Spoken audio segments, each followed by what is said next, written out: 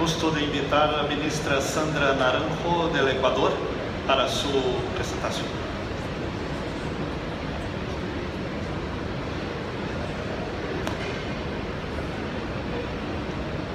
Bueno, buenas tardes a todos, muchas gracias por estar aquí. Un poco les queremos compartir la experiencia de Ecuador en el desarrollo de 3 nuevas rutas.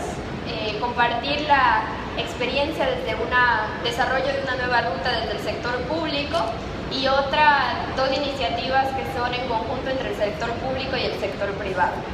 Solamente para destacar, digamos, el Ecuador es un país que nosotros lo conocemos como el país de los 4 mundos.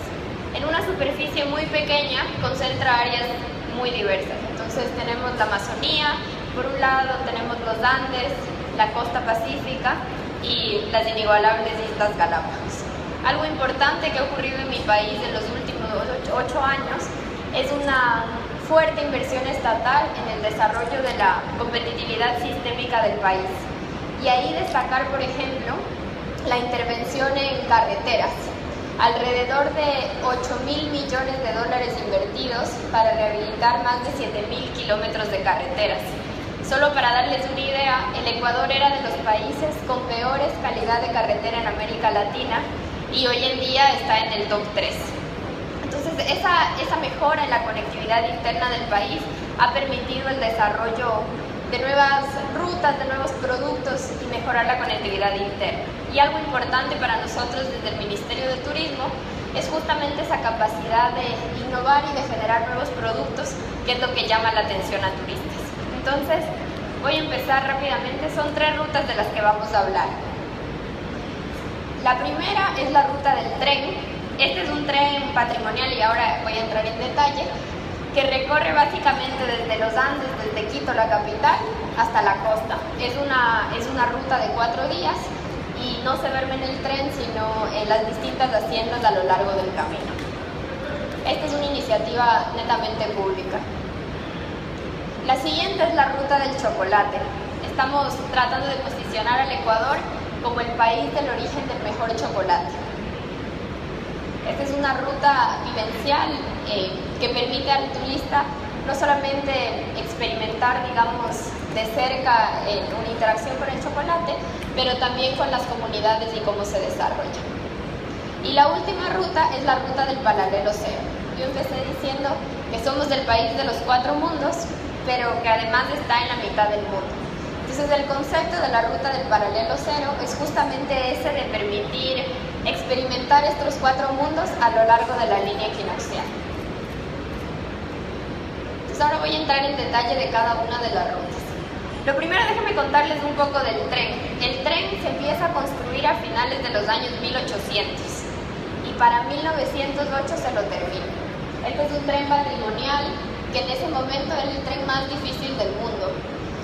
Solo para darles una idea, tenía que bajar alrededor de entre 500 y 1000 metros en una parte vertical, y la única forma que encontraron de bajar es haciendo un zigzag. Entonces el tren básicamente vuelve hasta descender. Entonces el tren nace, digamos, en Quito y termina la ruta en Guayaquil o viceversa. Entonces permite, por un lado, experimentar todos estos paisajes únicos que solamente se pueden ver desde el tren, y algo emblemático, como les decía, es el rescate de un tren patrimonial. El Estado invirtió casi 300 millones de dólares en la rehabilitación del tren y hoy en día estamos orgullosos de decir que es un producto de lujo, destacable, y de hecho fue nombrado el mejor tren de Sudamérica el año anterior en los World Travel Awards. Entonces, como les decía, la ruta del tren, por un lado, es del rescate de un bien patrimonial, que ha permitido además la experiencia cultural a lo largo de la ruta. El Ecuador tiene la ventaja de ser un país muy diverso. Entonces, a lo largo de la ruta uno puede experimentar no solamente el cambio en los paisajes, sino también el cambio en la cultura, en la gastronomía, en los distintos grupos o comunidades que reciben a los turistas a lo largo de la ruta. Entonces, algo muy importante además es el rescate cultural y patrimonial de las ciudades a lo largo de la ruta. Había muchos pueblos que vivían por el tren. Entonces, cuando el tren dejó de operar, como que murieron o desaparecieron. Y con la apertura del tren, nuevamente esos pueblos vuelven a tomar vida. Y algo muy interesante que se hizo en el desarrollo del producto es justamente esta conexión y paradas a lo largo de la ruta para permitir a los turistas experimentar más de cerca el Ecuador, poder ver por ellos mismos las comunidades, sus culturas, sus tradiciones. Y ese es quizás uno de los grandes valores o activos que tiene ahora el tren. Entonces, es, por un lado, el rescate patrimonial, tanto del tren como de las ciudades a lo largo de la ruta, el rescate cultural, como les decía, de la parte gastronómica, pero además ha sido un importante proyecto de desarrollo social. Ustedes en la industria del turismo saben que el turismo es un instrumento muy poderoso para el desarrollo social y económico de los países. En el caso del Ecuador, esto ha generado alrededor de 22.000 empleos a lo largo de la ruta, todos en distintos en comunidades que son dueños de los negocios a lo largo del tren. Y algo importante es que así como hay el trayecto largo, digamos, de 4 días, hemos desarrollado productos intermedios más cortos para turistas internos o para gente que no tenga el tiempo, digamos, de hacer los 4 días. Esto con la ruta del tren, que es básicamente, como les decía, permite ir desde los Andes hasta la costa ecuatoriana. Son alrededor de 400 kilómetros, 266 millones, con 27 estaciones rehabilitadas, y en cada una de ellas, como les decía, está involucrada la comunidad. Este es un proyecto muy rico de cómo conectar el territorio de manera vertical, pero además entre regiones. El siguiente ejemplo que les traíamos es la ruta del chocolate. A diferencia del anterior, donde toda la inversión fue pública, esta es una inversión público-privada. Entonces el Estado lo que hace es la intervención en la parte de infraestructura, por ejemplo, rescatar una de las casas patrimoniales, antigua hacienda cacaotera, y el desarrollo ya del producto como tal y la comercialización se lo hace desde el sector privado.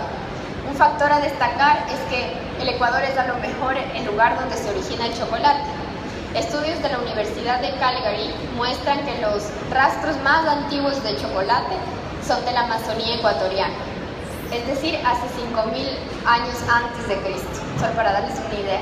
Entonces, por eso la hemos denominado la ruta del chocolate y al Ecuador como el país del origen del mejor chocolate. Algo importante a destacar en la ruta del chocolate es que por la riqueza de nuestro territorio no se da solamente en la costa, sino en la costa y en la Amazonía, en ambos sitios. Para darles un ejemplo de una ruta, esta empieza en Quito, luego se continúa hasta Papayacta, donde hay la experiencia vivencial con el chocolate, masajes y chocoloterapia. Luego se continúa a la parte del oriente, esto es más o menos a 2 horas desde Quito, y ahí es una experiencia más con las comunidades. Tratar de mostrar a los turistas cómo uno pasa de la planta de cacao al desarrollo del chocolate. Entonces uno va durante todo el proceso para vivir esa experiencia. Y lo más lindo es que se conecta, como les decía, con las comunidades a lo largo de la ruta, pero también, por ejemplo, cuando se inicia en el spa es un producto high-end. Entonces es una combinación de la distinta oferta desde el sector privado para el desarrollo de esta ruta. Y la estamos haciendo en el lado de la Amazonía, como les expliqué, y en el lado de la costa, que es más un recorrido fluvial a lo largo de las haciendas cacaoteras. Ustedes sabrán que en los años 70 el gran producto de exportación del Ecuador era justamente el cacao. Y finalmente la ruta del paralelo cero.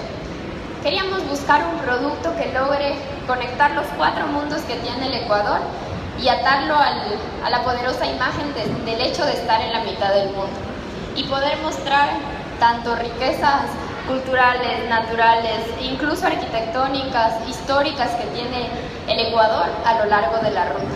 Entonces tenemos, por ejemplo, por un lado el Cuyabeno en la Amazonía, uno de los lugares más diversos y más ricos en general dentro de la Amazonía en el continente americano.